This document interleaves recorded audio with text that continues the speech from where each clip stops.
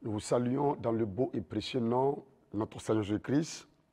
Que la grâce et la paix de Dieu soient votre partage au nom de Christ Jésus.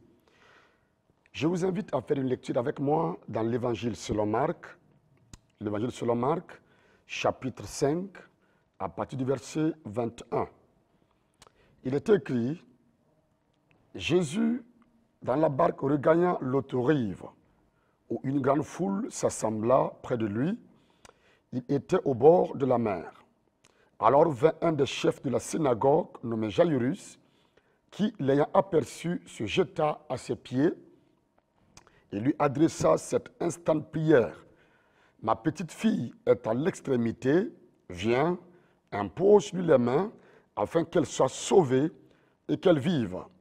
Jésus s'en alla avec lui, et une grande foule le suivait et le pressait. Allons au verset 35.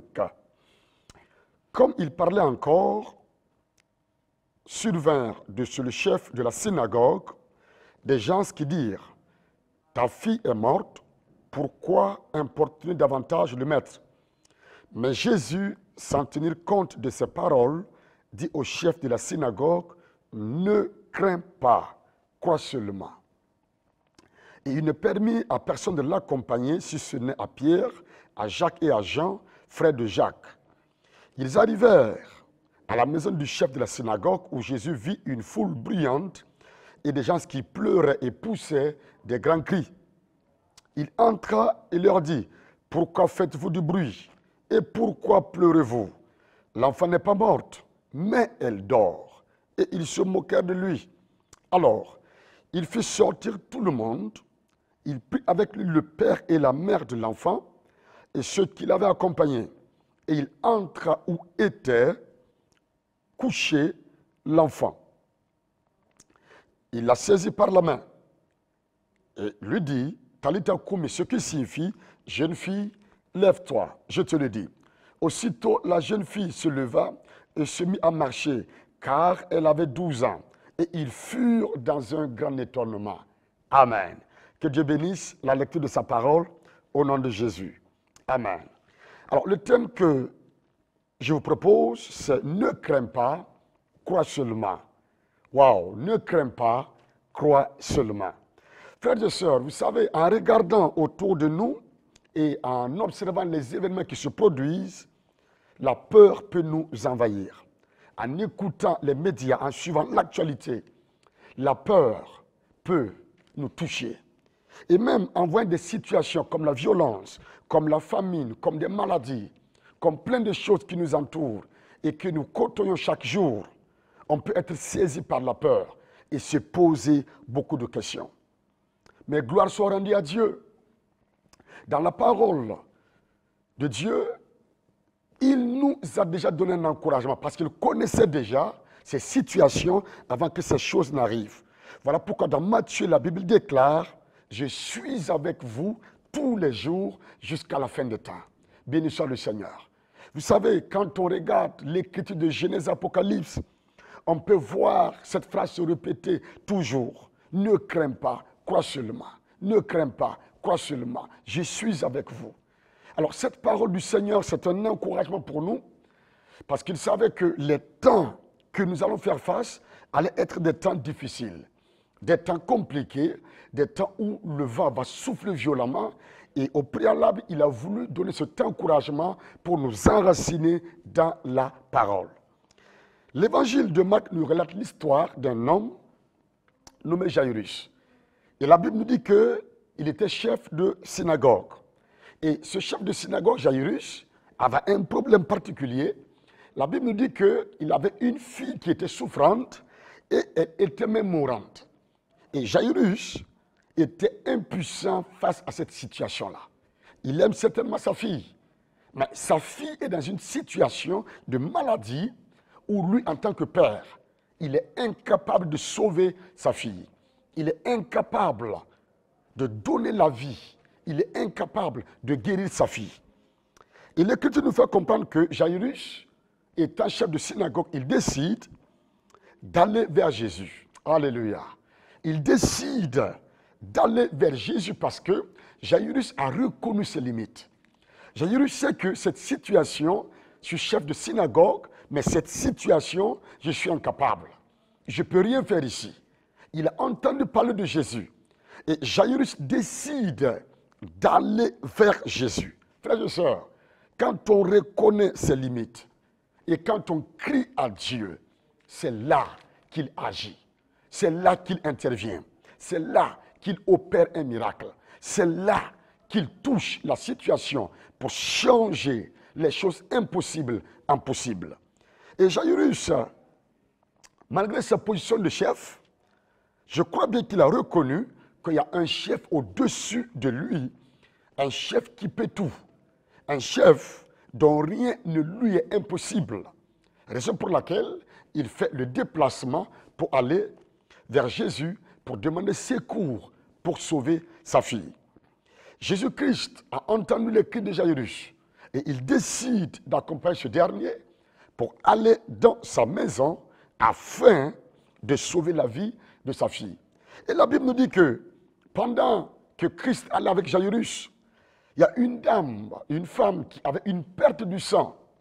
Et cette dame, tellement qu'elle avait la foi, elle se disait en elle-même, si seulement je puis toucher le pan de sa robe, je sais que quelque chose va se passer à moi.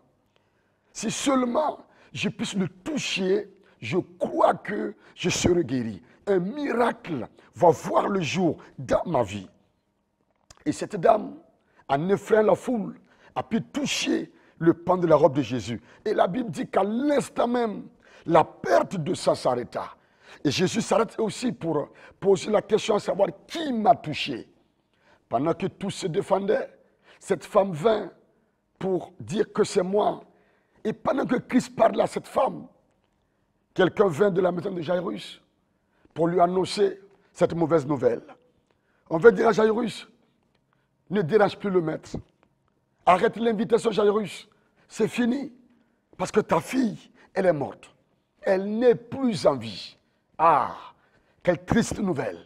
Jairus a tout fait pour inviter Jésus dans sa maison, pour sauver la vie de sa fille. Et pendant que Christ d'échange avec cette femme qui avait été guérie, une mauvaise nouvelle arrive. Et je crois que cette mauvaise nouvelle a démoli même le fondement de Jairus. Jairus croyait que Jésus-Christ, en entrant dans sa maison, allait pouvoir guérir sa fille. Et voilà que maintenant c'est fini. Il n'y a plus d'issue, il n'y a plus de solution. On a confirmé à Jairus que c'était fini. Quelle douleur! Et Jésus-Christ entendit également cette parole. Oh, gloire à Dieu! Pendant qu'on parlait à Jairus, il n'a pas été le seul à entendre cela. Jésus-Christ entendit aussi cette parole. Il se tourne vers Jairus et lui dit, Jairus, ne crains pas, crois seulement. Ah, quelle parole encourageante. Ne crains pas, quelle assurance, crois seulement. C'est la parole que Jairus a reçue. Celui qui nous dit de ne pas croire, frères et sœurs, il est capable de renverser les situations. Jésus-Christ a suivi Jairus, il arrive dans sa maison, il fait sortir tous ceux qui étaient là, il entre avec le père, la mère et les quelques disciples qui l'ont accompagné et il ordonne à la fille de Jairus de se lever. Et la Bible dit qu'à l'instant même, cette fille a reçu la vie, elle s'est relevée. Alléluia. Jésus-Christ a dit à Jairus, ne crains pas. Et je crois que cette phrase de ne crains pas est aussi pour nous aujourd'hui.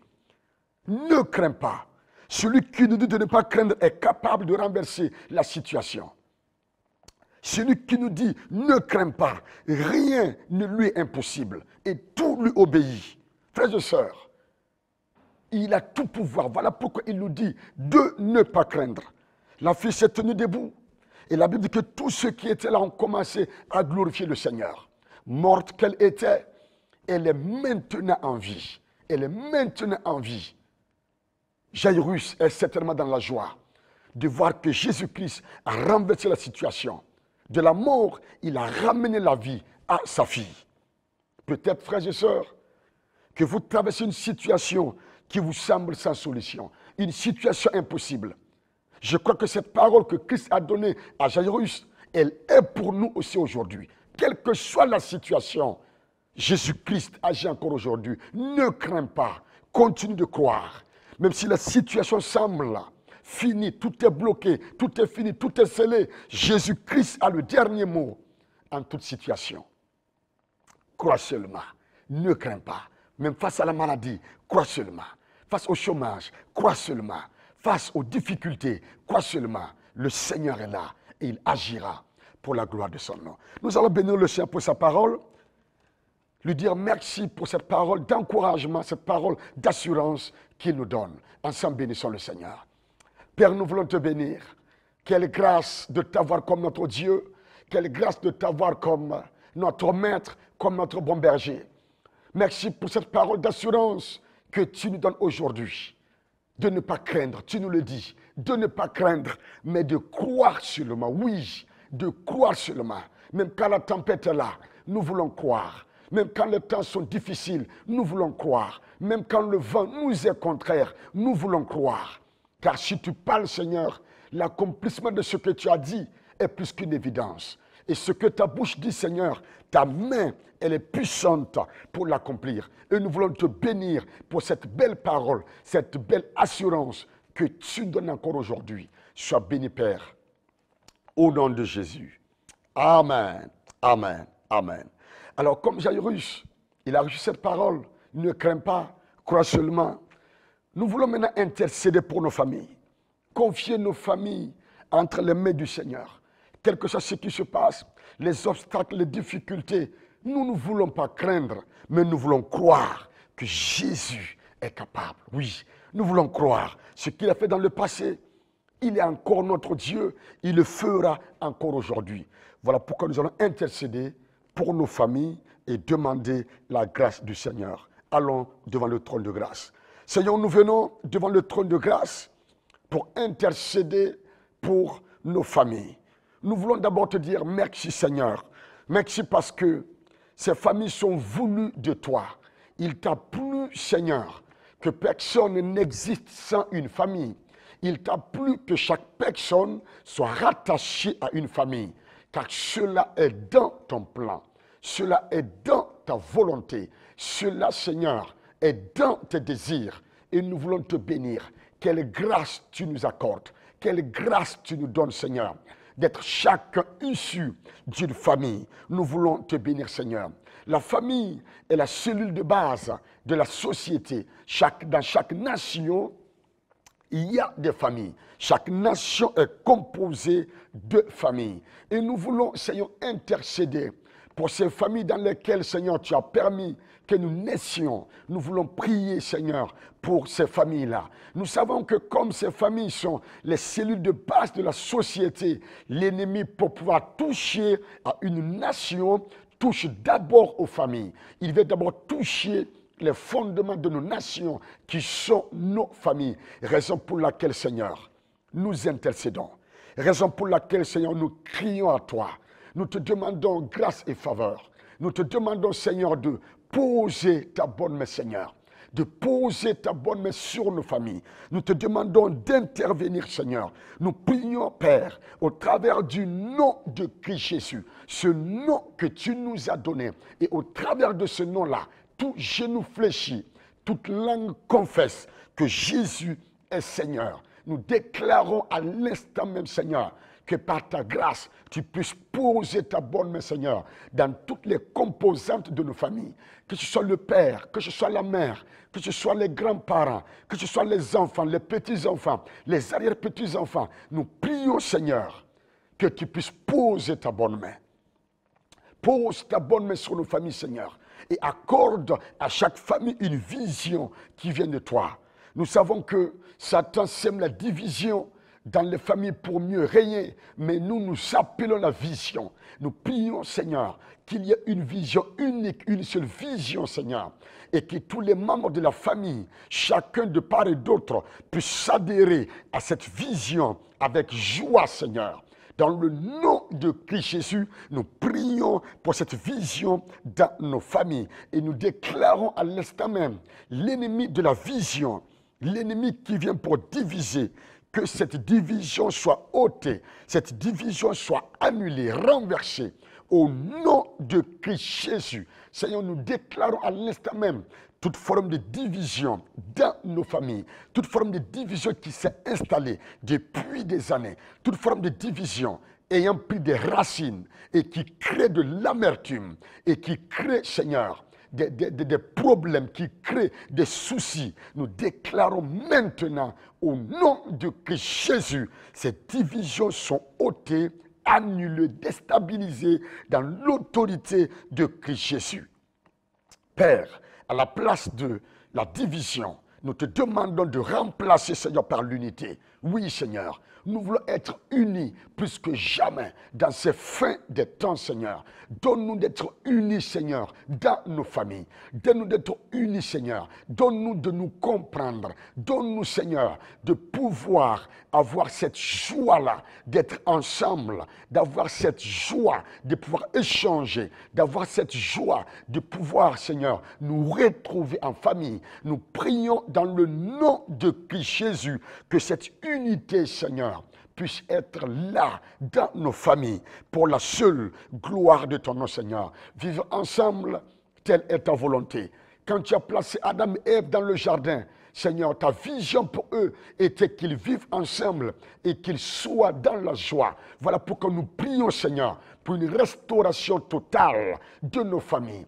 Une restauration de l'unité dans nos familles, une restauration de la compréhension dans nos familles, une restauration, Seigneur, de la joie de vivre ensemble dans nos familles, une restauration, Seigneur, de cœur à cœur dans nos familles. Nous prions pour cela, Seigneur, dans le nom de Christ Jésus. Dieu de grâce, pose ta bonne main, Seigneur, sur les parents. Pose ta bonne main sur les parents. Nous prions, Seigneur, pour les parents qui souffrent en l'instant même à cause de l'attitude des enfants. Nous prions pour ces parents, Seigneur.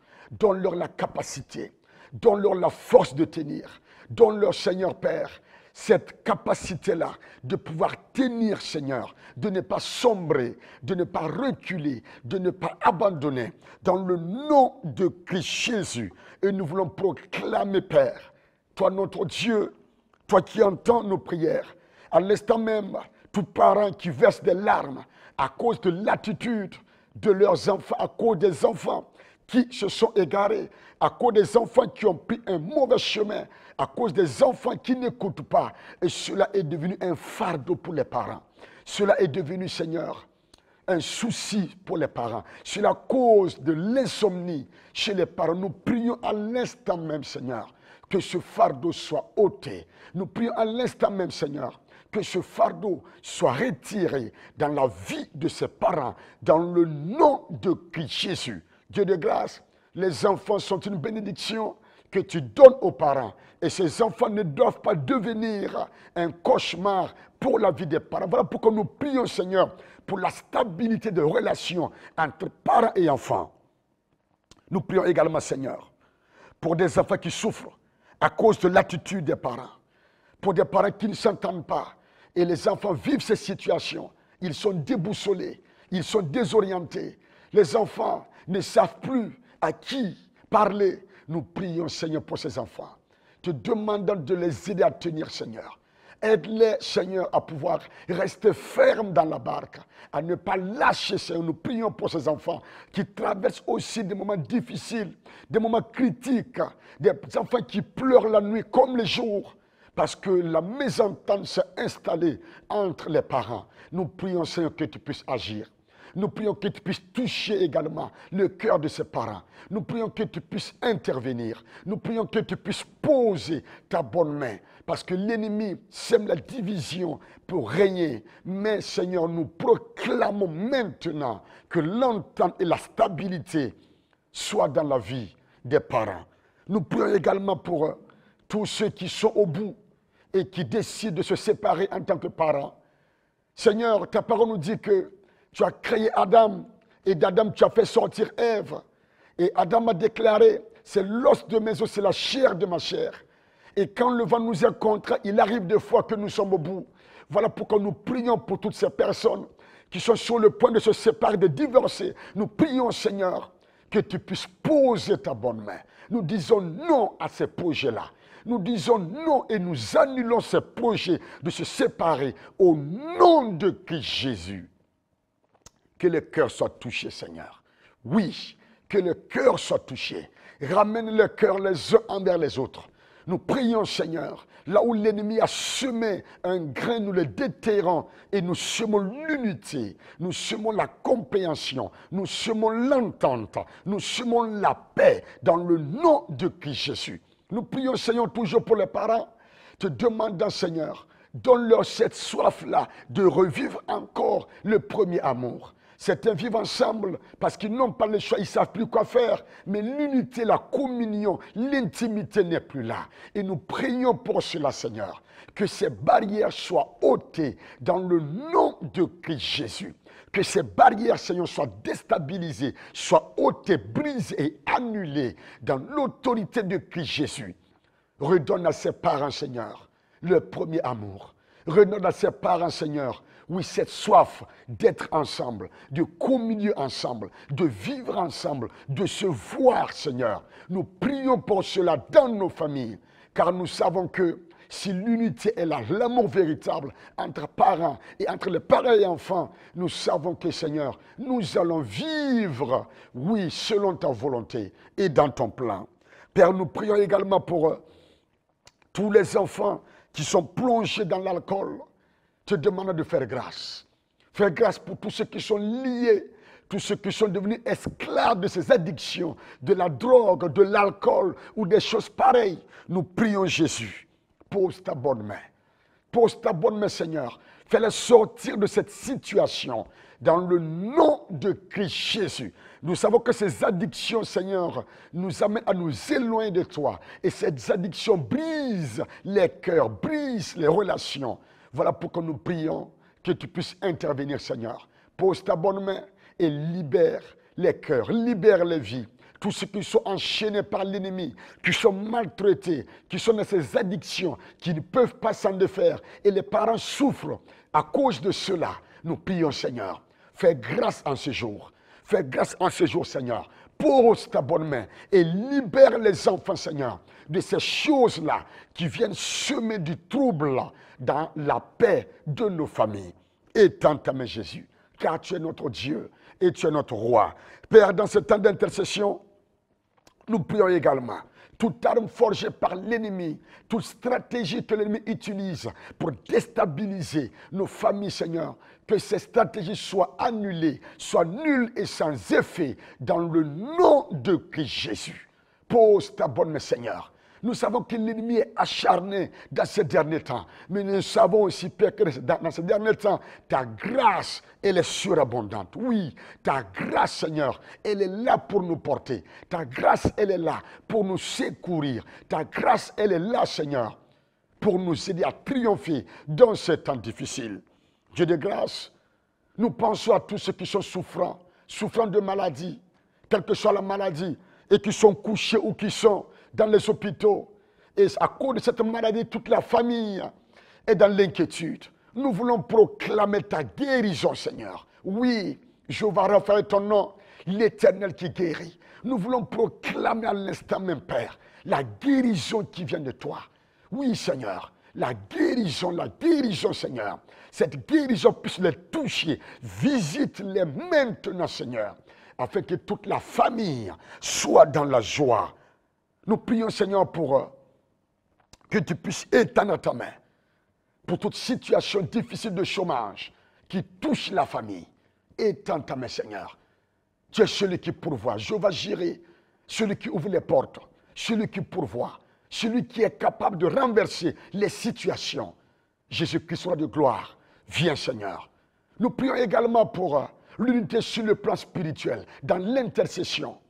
Permets-nous de porter les fardeaux les uns les autres, de pouvoir prier les uns pour les autres, de pouvoir, Seigneur, oui, aider les uns les autres sur le plan spirituel à avancer avec toi. Seigneur, tu entends nos prières et nous voulons te bénir. Nous voulons te célébrer. Nous voulons te magnifier car tu réponds toujours quand nous crions à toi. Sois exalté, Jésus. Sois magnifié. Nous prions également pour les différentes personnes de nos familles qui travaillent, te demandons de bénir l'œuvre de leurs mains, Seigneur. Que des portes de bénédiction puissent encore s'ouvrir. Tu es fidèle, Jésus. Restaure nos familles. Restaure nos familles, Seigneur. Bénis nos familles. Nous prions, Seigneur, pour un vent nouveau. Nous prions pour une nouvelle restauration, Seigneur, de nos familles. Parce que nous savons, si nos familles sont restaurées, Seigneur, la nation sera restaurée. Si les familles, l'amour véritable est là, oui, cet amour véritable sera également dans nos nations. Si la paix est dans nos familles, Seigneur, nous savons que nos nations seront dans la paix. Roi de gloire, merci parce que tu réponds à nos prières. Tu es l'alpha et l'oméga. Et quand nous crions à toi, tu réponds toujours. Et tu agis puissamment. Et tu te glorifies. Voilà pourquoi à l'avance, nous voulons te bénir. Le Dieu trois faces. Nous voulons dire Hosanna à celui qui répond à la prière. Hosanna à celui qui vient et qui touche nos familles et qui nous relève et qui nous restaure et qui nous visite et qui nous remplit encore de toutes sortes de bénédictions. Sois exalté au nom de Christ Jésus. Amen. Amen. Amen. Amen. Frères et sœurs, que toute la gloire soit à Dieu. Nous avons un Dieu qui répond à la prière. J'aimerais encore dire, ne crains pas, crois seulement. Crois seulement. Le Seigneur est fidèle à sa parole et il agira pour la gloire de son nom. Que Dieu vous bénisse, que sa grâce se repose sur vous au nom de Christ Jésus. Amen. Amen. Amen.